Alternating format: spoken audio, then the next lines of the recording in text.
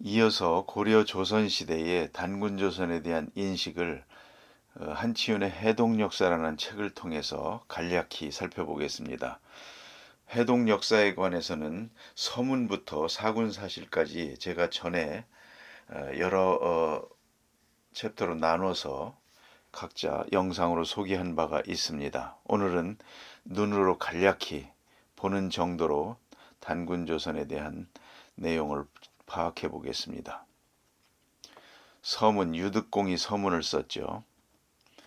이 해동역사라는 책을 엮은이의 서문입니다. 이 내용은 사실로 오늘날 강단사학, 제야사학 논란이 있습니다만 강단사학 입장에서 그 정사로 우리나라의 국사에 편입시킬 때에 제야사학의 내용들을 편입시킬 때에 아마도 이것과 비슷한 고민을 똑같이 안고 있지 않을까 싶습니다. 그런 내용이죠. 우리는 흔히 식민주의적 식민사관의 원인을 일제강점기의 식민주의에서 찾는다. 일본 천황 전체주의 세력에 의해 우리의 역사가 철저히 왜곡되고 조작되어 버렸다는 것이다. 그런데 실상 우리 역사를 일그러뜨리기 시작한 것은 이시조선이 개국하면서부터이다. 해동역사는 사대주의, 소중화주의에 기반한 식민사관과 사대사관의 원조가 되는 대표적인 텍스트 중 하나이다. 여기에서 이시조선의 지식인들이 어떤 역사관을 가지고 살아냈는지 여실히 드러난다. 이러한 역사관은 이성계의 역성혁명 이후 이시조선이 멸망할 때까지 유지되었다.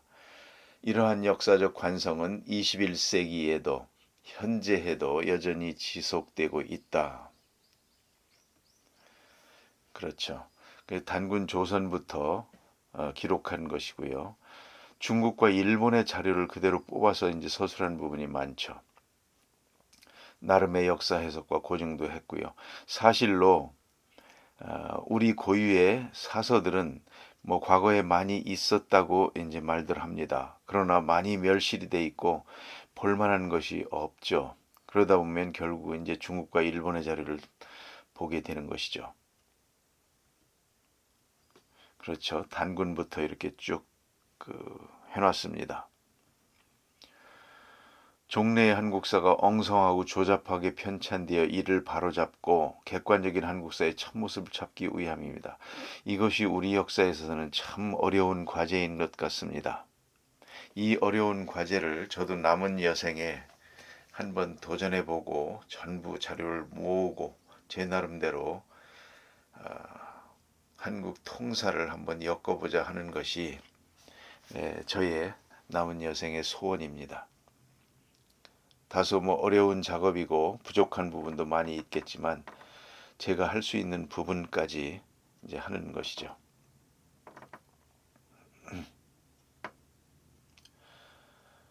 그렇죠. 편찬 당시는 이른바 실학의 학풍이 선각된 학자와 사상가들에 의해 개진되고 있었고 경사만이 아니라 폭넓은 학문 분야가 개척되고 있었다. 이러한 학문적 분위기 속에서 학문에 매진하면서 뜻있는 찬술물을 남기게 되었던 것이다. 이것이 계속돼서 이제 오늘날까지 이른 것이죠. 그러니까 그 오늘날의 사관이나 그런 차원에서 본다고 하면 우리의 그 선도사관, 옛날 제야사관에 대한 그것을 그대로 수용하기가 굉장히 어려움이 있을 것으로 보여지기도 합니다. 이와 같이 지나치리만큼 객관적이고 실증적인 측면에서 편찬되었기 때문에 그 결함도 적지 않다. 제가 실증주의에 대해서 이제 전 영상에서도 말씀을 드립니다만 객관적이고 실증할 수 없으면 없는 것인가 이렇게 말씀드렸었죠. 모를 뿐이지 뭔가가 있었죠. 그리고 사실로 그 있었던 모든 사실이 앞으로인들 전부 실증할 수 있겠습니까? 이제 그런 애로사항이기 때문에 분명히 그런 부분에 대해서는 실증할 수 있는 것은 최대한 실증해서 역사에 반영을 해야 되는 것이지만 실증할 수 없는 부분은 그래서 어쩌면 최종적으로는 받아들이자 안 받아들이자 하는 그 믿음의 영역으로 결국은 그게 전혀 없어질 수는 없다고 봅니다. 미해결 과제로 남겨두거나 뭐 이럴 수가 있겠죠. 그런 것이죠. 그러니까 사실로 이게 오늘날 그 성경이 베스트셀러이긴 합니다만 성경을 역사서로 분류할 수는 없는 것이죠.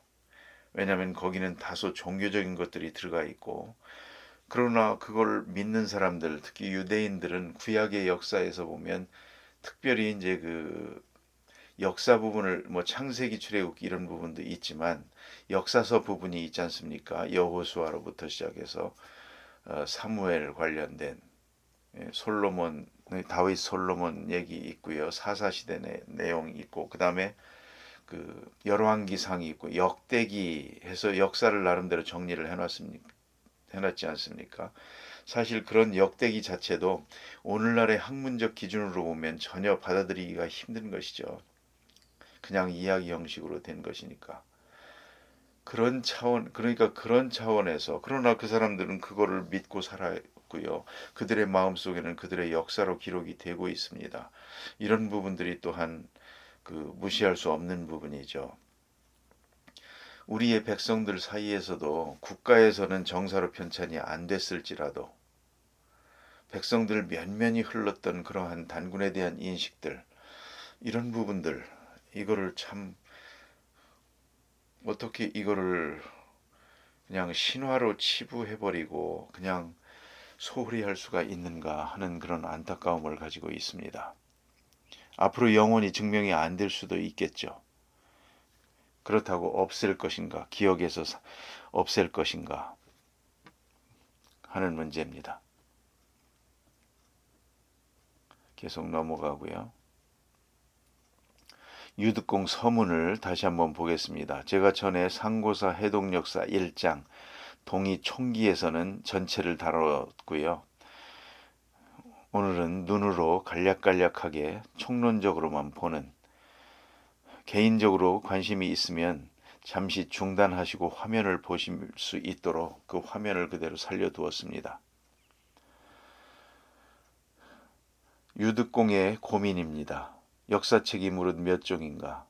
이른바 고기라 하는 것들은 모두 치류들의 허황되고 황당한 말이라서 사대부들이 입에 담을 수 없는 것이다. 이런 고민들이 있는 것이죠. 학자의 입장에서 볼 때 그렇습니다.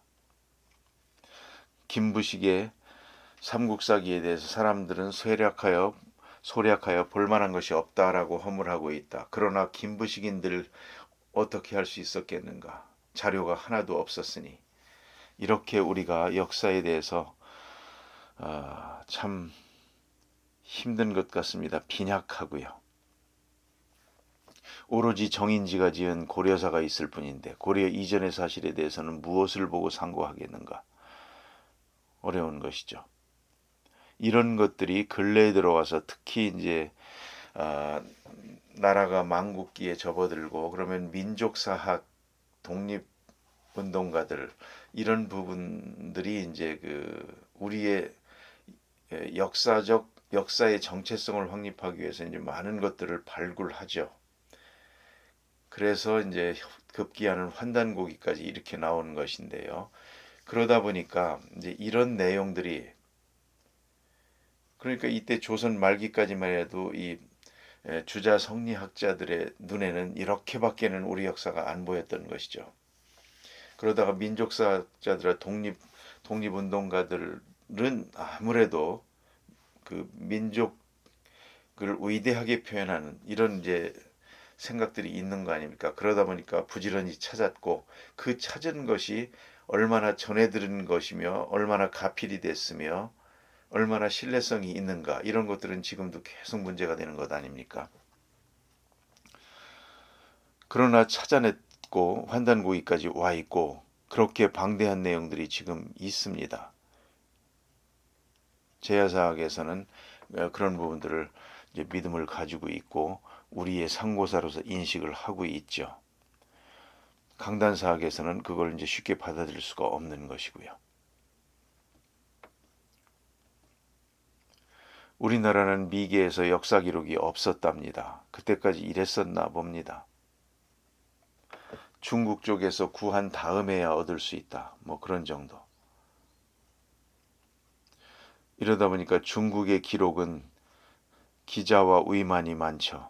그 전에 단군 뛰어났다고 하는 그 단군에 대해서는 그렇게 기록이 뭐 많이 있을 수가 없겠죠. 또 그 이후에 중국도 문명 개화가 돼서 역사서를 쓰게 되는 것이니까요. 사마천이 나와서 사기를 쓰게 된 것이 언제입니까? 단군조선 말기 아닙니까? 진수의 그렇죠. 진수의 이제 삼국지 그리고 한서. 결국은 조선의 사학자들은 이런 중국의 사서밖에는 의지할 게 없었던 것이죠. 그들의 성리학적 도 사관 그런 차원에서 볼 때, 실증주의적 사관에서 볼 때에, 청나라 고증학적 사관에서 볼 때에 그렇다는 내용이죠. 우리나라는 기자조선 시대부터 중국의 속국이었다. 기자조선 이전에는 속국이 아니었네요. 그런 내용들이고 쭉 우리가 많이 접해본 그런 내용들이 이렇게 적혀 있습니다.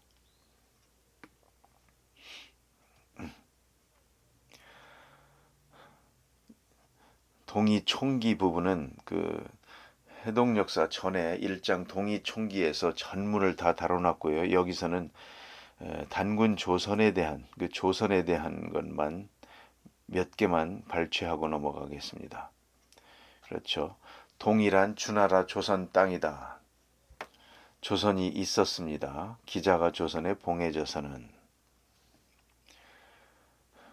어떤 그 동방에 살고 있었던 사람들의 풍습 내용들, 근화, 군자 뭐 이런 내용들.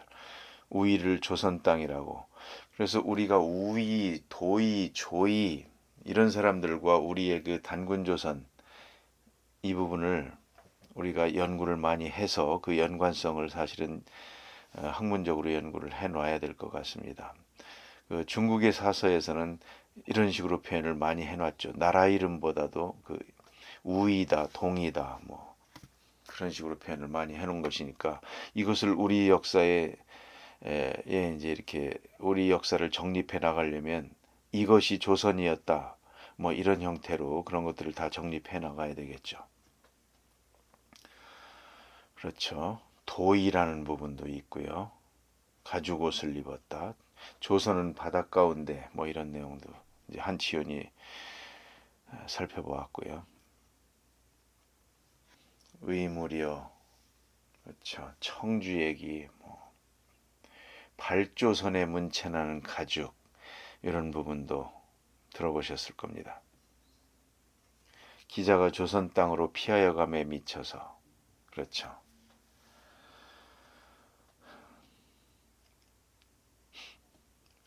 단군 조선입니다. 이것도 간략하게 보겠습니다. 역시 해동역사 2장 단군 조선에서 좀 더 전문을 다뤄놨습니다. 기자 이전에도 조선이라는 칭호가 있었다. 이 부분을 연구를 해야 되겠죠. 여사에서는 단군 시대를 전조선, 기자 시대를 후조선이라고 하였다.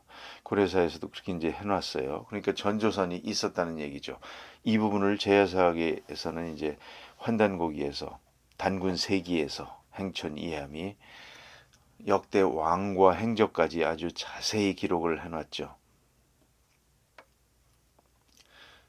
은시 때, 은시 무정 때, 은나라 무정 때에 단군이 구월산으로 들어가서 신이 되었다. 이런 것들이 역사로 편입하기가 이제 어려운 것이죠. 나이가 1048세였다. 이것도 은유적으로 설명들을 합니다. 단군 한 사람이 1048세가 아니고 전체를 통틀어서 뭐 이렇게 설명도 하고요. 그래서 이런 부분들에 대한 해석들이 있다는 것. 단군에 대한 일은 모두 허황되다. 그런 겁니다. 게다가 삼국유사도 그렇죠. 그 이승유의 제왕운기도 그렇죠. 다 불교 스님들 아닙니까? 그러다 보니까 불교의 뭐 제석이다. 뭐 이런 내용들로 이제 그 환인을 그렇게 이제 만들어 놓기 이러다 보니까 이제 더더욱이 학자들의 입장에서 받아들이기가 힘든 것이죠. 이것이 이제 일제 시대 사람들에게는 이제 더욱 받아들이지 않을 요소들이 되는 것이고요. 랑케의 실증주의를 갖다 대고 그래서 그 전의 역사들을 전부 이제 허황된 것과 연결돼서 이렇게 역사에 편입시키지를 않았죠. 그리고 이것은 그 일본보다 역사를 짧게 할 수 있는 또한 그 좋은 재료이기도 했죠. 이제 그런 부분들이 그 일제 식민사관 속에서는 나옵니다.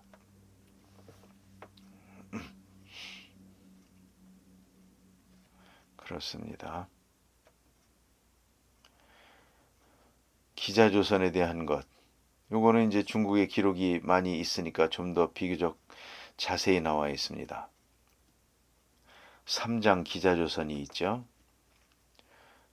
이렇게 제목도 많습니다. 소제목도. 기자조라는 것이 있고요. 사기, 뭐 고시기, 그렇죠. 주왕 이런 거 이제 우리가 다 아는 바입니다. 기자 이름이 서열하는 것도 주나라 무왕이 또 은나라를 이기고 기자를 찾아와 물었다. 홍범으로 대답했다. 기자를 조선에 봉했다. 신하로 삼지는 않았다. 뭐 사기에 있는 내용 아닙니까? 이런 내용들이 이제 쭉 이렇게 싣고 있습니다.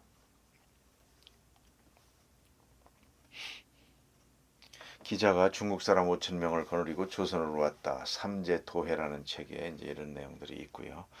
결국 기자조선 이후에는 중국의 사서들 이제 이런 내용들을 좀 인용을 많이 하고요. 그 다음에 이제 기자에 관련된 것은 그 환단고기에서는 이제 기자가 처음부터 조선의 왕이 된 것이 아니고 기자의 한참 후손 끝에 그리고 왕이 된 것도 단군조선 전체가 아니고 한 부분이었던 번조선의 이제 왕이었다.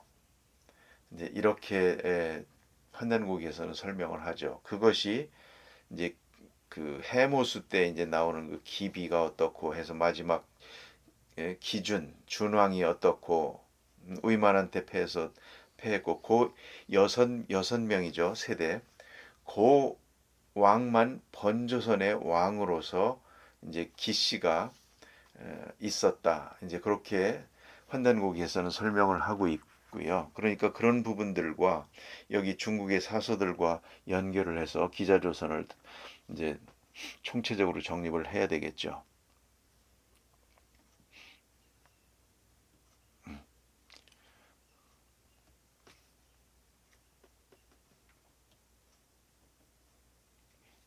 사기 세근 뭐 이런 내용도 있고요. 은나라에 세 사람의 어진이가 있었는데 미자와 기자는 주왕의 친척이었네. 한 사람은 갇히고 미자, 한 사람은 떠나가서 기자. 애처롭고 애처로운 불쌍한 저 기자여, 나라 잃은 기자한테 이제 보면서 그렇게 되는 것이죠. 어찌 능히 그 마음이 편하였다 하리요. 기자가 지어 부른 교동 노래 부르니 들으니 그 곡조 처연하고 그 소리 비통하다. 기자는 40년간 우일약입니다. 40년간 제위하고 이렇게 써놨습니다.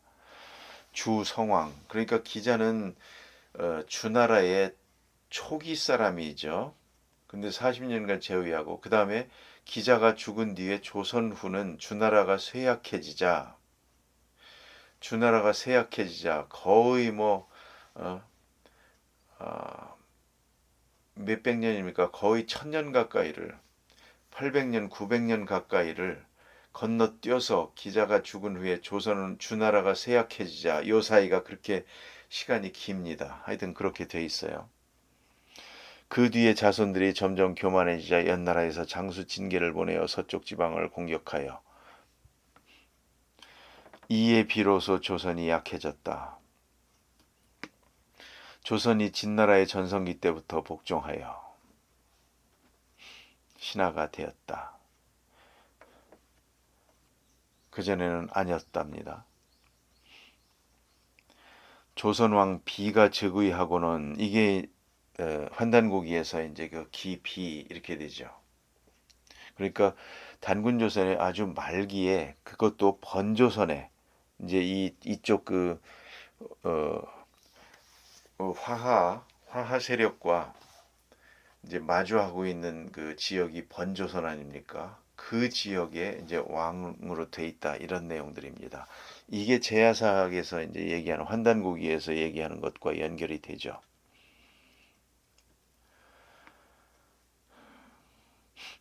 그렇죠.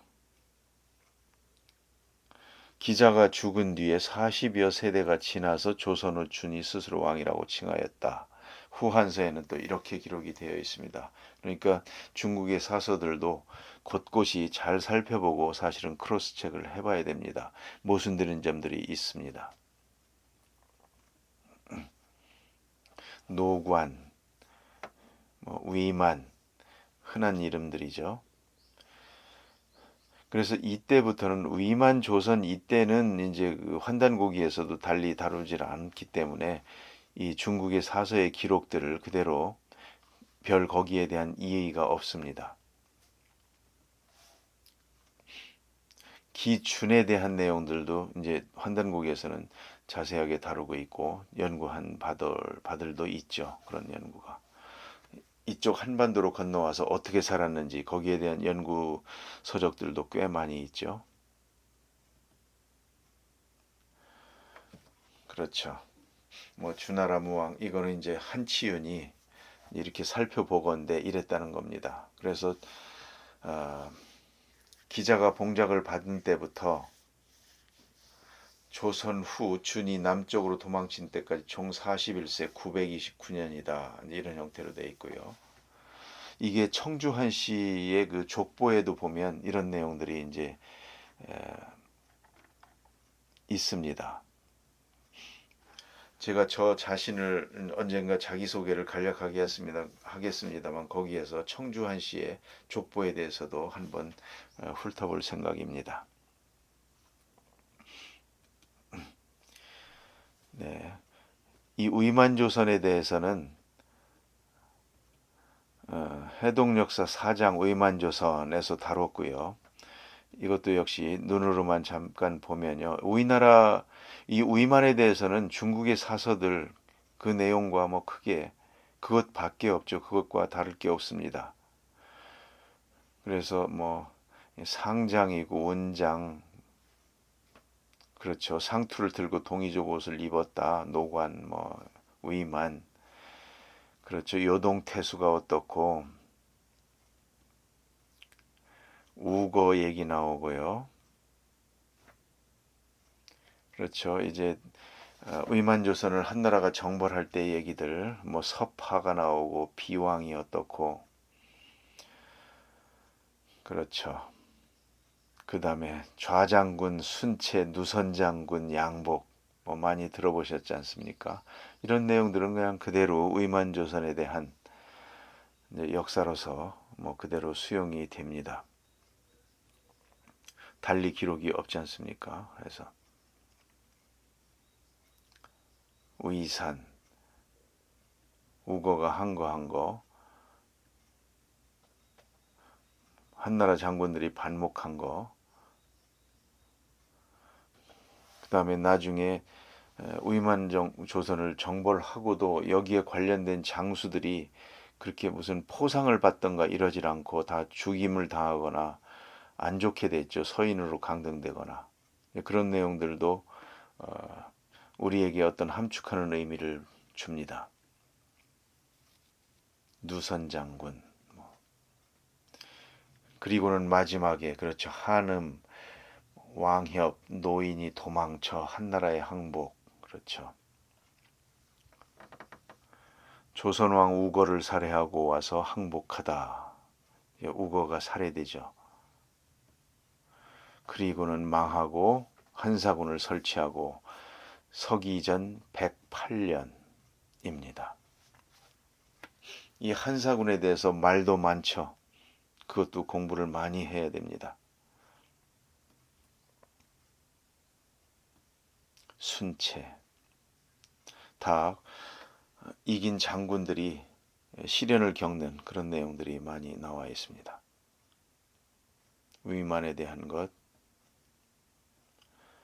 네, 이런 내용들이 그 위만조선 편에서 해동 역사는 다루고 있습니다. 총 3세 87년간 존속하였답니다. 위만조선이. 그리고는 108년에 그러니까 서기전 195년에 위만이 준왕을 쫓아내고 이제 정권을 탄탈한 다음에 서기전 108년 그러니까 87년간 이렇게 존속하다가 한나라에 항복한 것이죠. 네, 여기까지 해동 역사에 대해서 아주 간략하게 한번 보고요. 잠시 쉬셨다가 이어지겠습니다.